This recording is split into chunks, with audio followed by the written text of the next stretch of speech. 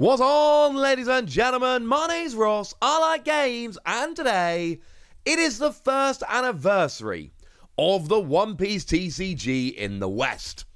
Today, I really hope it's today. I am planning on releasing this on the day, so today hopefully should be Saturday the 2nd, which is the 1 year anniversary of the One Piece card game releasing in the West. And you know what? What I want to talk about today, very simply, is how well this game is doing. People are massively underestimating quite how well the One Piece TCG is doing. From everything that I can see, we have the 4th biggest card game on our hands right now. And honestly, it could be making waves. Not Pokemon, right? I see this all the time. People trying to compare other card games to Pokemon. Pokemon is the biggest card game in the world by a gigantic margin. No, Magic is not bigger than Pokemon. No, it's not even close. Yes, if you look at only big tournament attendances, Magic probably is a little bit bigger, but the only objective measure we've got is sales, and Pokemon is way bigger than any other card game by a mile. Don't compare anything to Pokemon, that's stupid. But other than that, One Piece is really making waves in a way which was not fair to predict. And don't get me wrong, the Digimon TCG had a great start. It's fallen off a little bit since then, but it's still going strong. Digimon is a great game. And Digimon had a very good start, and Digimon came out of the gate strong. One Piece is leaving it in the dust. I've seen people say things recently like One Piece has had probably the biggest opening, the biggest start, the fastest start, phrase it how you will, of any Bandai card game.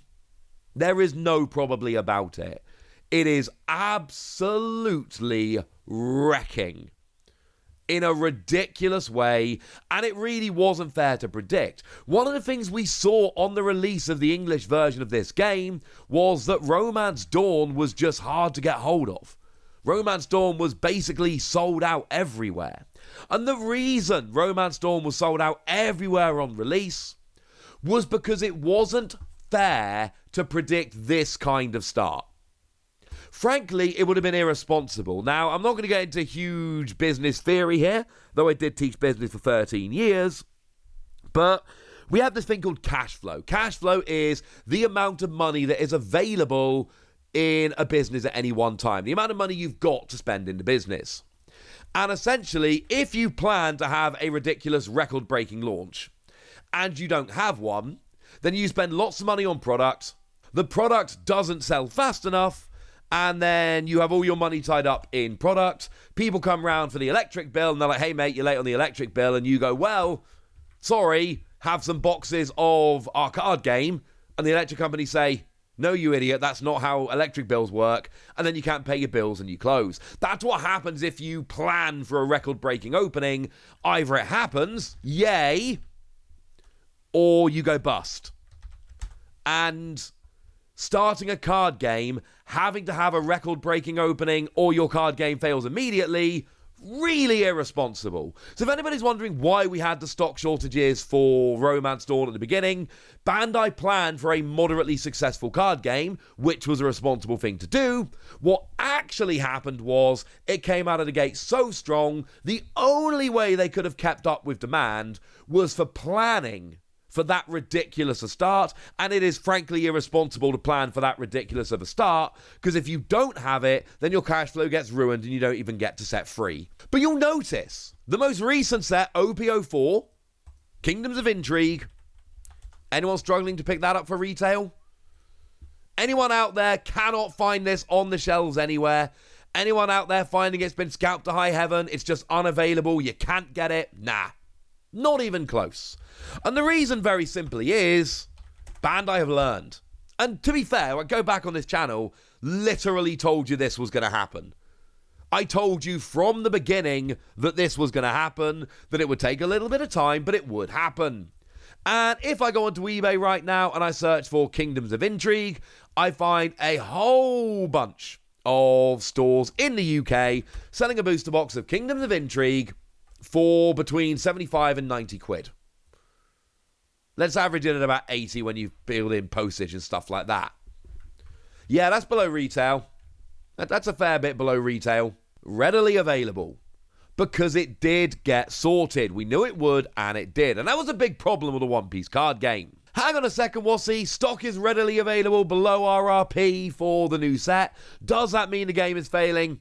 Nah, mate. It means Bandai have upped their supply to a good level. And as I've explained, you have to start a little bit lower and increase it, because one of two things is going to happen when you launch a game. You have leftover stock, it ruins your cash flow and you fail, or you have not enough stock and you lose a few players. Well, one of those is disappointing and one of those kills the game dead. So, yeah, there is a better answer between the two of them. They did go for the better answer. But in terms of sales, no, it's going extremely well. It's going very, very well indeed. ICV2, the website, does a list every 6 months of the top collectible games. And you will notice that in the hobby channel right now, the One Piece card game is sitting at number 4 behind Magic, Pokemon, and Yu-Gi-Oh! Now, this is not an exact science. I think ICV2 do a great job. I think they're brilliant. And they are doing a better job than anybody else of tracking this. This is not perfect information, all right? It's never going to be, because we don't have proper sales figures published. But this is, I think, the best we can do. If we have a look at the mass channel and overall, One Piece is still sitting down there at number 4. You'll notice mass channel and overall, Digimon's actually sitting quite nicely at number 5. Hobby channel, Digimon was down at number 9. What that tells you about Digimon is that it is selling better in supermarkets than it is in local game stores. Which, incidentally, isn't great for the long-term health of the competitive game. It means it's selling quite well, but it's selling generally to people who don't play the game so much and people who collect it. One Piece is number 4 in both. And that is phenomenal. Because it means that it is doing what only Magic, Pokemon, and Yu-Gi-Oh! Have done. And interestingly enough, the reason why no other company has really been able to solidify themselves as number 4, they are selling in the hobby channel and they are selling in the mass channel. We saw when Keyforge launched, it was doing really well in the hobby channel. It was not doing anywhere near as well in the mass channel, and that is one of the things which essentially killed Keyforge. It had a good player base, but it only really had players. It didn't have the collectors. And that really hurt it when the player base dwindled a little bit. Digimon is doing very well. But the reason it's not cementing itself at number 4 in a way One Piece is because it hasn't got that same amount of sales in the mass channel, in your big box stores, in your supermarkets. Whereas One Piece has a huge collector base, because One Piece is the most popular manga in the world. One Piece is a huge property. And Digimon is a big property, don't get me wrong. But it's not a property on the level of One Piece. Big? Yes. Absolutely. One Piece big? Nah, mate. Digimon is just not as big as One Piece as a property. It's just not. And honestly, there's one other thing you need for a truly successful card game. The one other thing you need is players. A big player base. And I can prove it's got the player base because, I mean, look, we've just, a few weeks ago, we put on sale, I say we, Bandai put on sale the tickets for the European Championships. It's happening in Utrecht in January. I'm going to be there, incidentally. Come and say hi. Seriously. Come and say hi. I want to meet a bunch of you lovely people. If you're there, come and say hi. And they put 2,500 tickets on sale. They sold out in 10 minutes. And I'm not saying all those people are going to turn up, right? They never have the full amount turning up. That doesn't happen. Any card game, any tournament, some people aren't going to turn up for whatever reason. But that many people bought tickets. That's ridiculous. That is genuinely ridiculous. The biggest Pokemon tournament ever outside of Japan, outside of the East, in the West, the biggest Pokemon tournament ever was North American Internationals last year that attracted 1,900 players. That's gigantic. It's nowhere near 2,500 though, is it? Like, if we're honest, it's not even close. Now, Pokemon didn't try and sell that many tickets. We don't know if Pokemon could have sold that many tickets. There's a lot of questions here, okay? But what I do know for certain is that is a huge amount of tickets. It is absurd. And what that means is that One Piece have done that thing that almost no card game is able to do. They are selling really well in the hobby channel. That is local game stores, players, etc. It is selling really well in the mass channel. That is big box stores, supermarkets, casual fans, etc.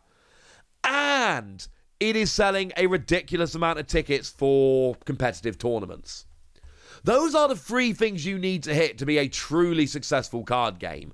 And nobody other than Magic, Yu-Gi-Oh! And Pokemon have actually managed that yet. Not long term. If another card game had managed that, they would be sitting at number 4, and it wouldn't be a big 3, it would be a big 4. It might already be a big 4. One Piece might be number 4. And, you get card games like Lorcana, and look, I love Lorcana. I have literally been covering Lorcana on this channel since the day it was announced. I'm upping my Lorcana coverage. I love Lorcana. I am a huge fan of Lorcana. I play, I collect, I make videos. I love it. But people keep talking about Lorcana trying to challenge Pokemon for supremacy. No. The big hurdle for Lorcana is One Piece. Because do we think Lorcana is going to sell brilliantly in the mass market. It's Disney. It is going to sell great in big box stores and supermarkets. That's basically guaranteed. And right now, while there are shortages of booster packs, it's selling well everywhere. Is it going to keep selling well? It might do. We don't know. When they start doing tournaments next year, are they going to have massive attendances? Might do. We don't know. Like so many card games, it's a question mark. Decent chance, great game, but we don't have that information yet. For One Piece, we do. We know it's going to sell well in hobby stores because it is. We know it's going to sell well in mass market because it is. We know it's going to sell well in terms of tickets for big tournaments because it is. Like the North American Championships are going to be happening in January as well. Yeah, they've had to stop taking applications. Now, I don't have numbers for this like I do for Europe, but due to the overwhelming number of applications to the North American finals, we've closed general player registration earlier than planned. They've literally cut it off early because so many people want to go. And look, there's a million things I could sit here and start naming that Bandai have done really, really well with this game. I could tell you about the fact that the manga rares are actually a great thing because they're these very, very, very, very rare cards that are 1 per set. OPO5 doesn't count because it's a special anniversary set. They've done things a bit differently. Outside of that, it's kind of 1 per set, and they're really rare, and they give chase cards that can be pulled from packs. I could tell you that they've done a phenomenal job with trophy cards, and they've made it so that people are genuinely turning up to these events because the trophy cards are so good, people are desperate to get their hands on them. I could tell you that they've done a phenomenal job with artwork in a way that most card games just don't do, where they've got just this huge, brilliant stable of artists doing vastly different but absolutely amazing artwork. I could tell you all of these things and many, many more. There are so many things that One Piece are doing well. And honestly, one of the best things they're doing, I had talked about this a lot in the early days, they copied the roadmap they set out with Digimon. And then they went and improved on it with a stronger license.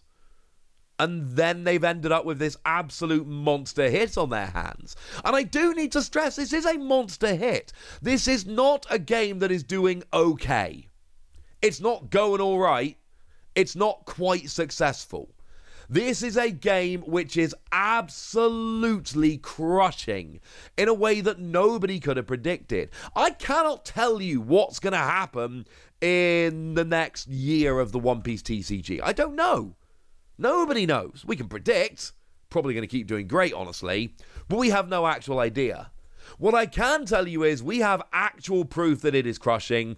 It really does seem to be cemented as the 4th biggest TCG right now, which is huge given that for as long as I can remember, we've had a big 3, all of whom have been around for like 20 years. That's a lie, they've all been around for at least 25. And my point is, we've now ended up with One Piece doing what no other card game has done. Some games have come close, but no other card game has actually been able to do this, and there's many reasons, some of which I've highlighted, but really, at the end of the day, the success is down to a few simple factors, and then a million others. But to focus on the key ones, super strong license in One Piece. It's an actual really fun game to play. Mechanically, it's really good. The artwork is amazing for collectors. They've got chase cards in booster boxes, and they've seemed to have done it perfectly so that they're rare enough that people actually want them, but not completely unobtainable. And then stuff like trophy cards being really good in getting people out to tournaments. And don't underestimate that, incidentally. Trophy cards have been a huge factor in getting people out to these tournaments. All in all, it's going great. I'm delighted. But hey, we're at the 1st anniversary. I would love everyone, if you're still watching the video at this point, do me a favor. Whack down a memory of the One Piece TCG, would ya? Tell me about your experiences in the One Piece TCG. Tell me about your favourite deck, your favourite tournament, the favourite card you've pulled. Tell me anything you want to tell me in the comment section. Go nuts! Be nice. And then make sure you like this video, subscribe to this channel, follow me on Twitter at the Wasi. That's where we talk about One Piece and card games and all kinds of fun things. We've done it for a year. Let's do it for many more. And please do consider checking out patreon.com/PTCGradio, where you can support the channel, get some bonus podcasts and all kinds of fun things. But by far the most important thing, as always, look after yourselves till next time, would ya? Thank you very much for watching. My name's Ross, and you've been watching Wasi Plays.